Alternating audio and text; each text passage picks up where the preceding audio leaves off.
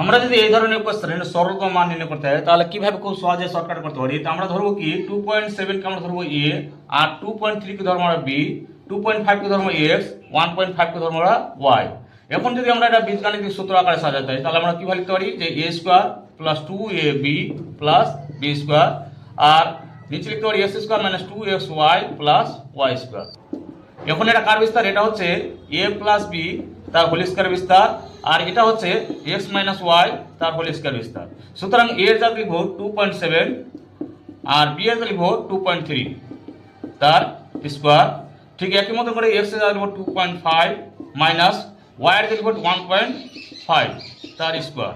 এখন 2.7 আর 2.3 যোগ করলে হয়ে যায় 5 তার স্কয়ার, আর 2.5 থেকে 1.5 বাদ দিলে হয়ে যায় 1 তার স্কয়ার। এখন 5 এর স্কয়ার হয়ে যায় 25, আর 1 এর স্কয়ার হয়ে যায় 1। 25 কে 1 দিয়ে ভাগ করলে যায় 25।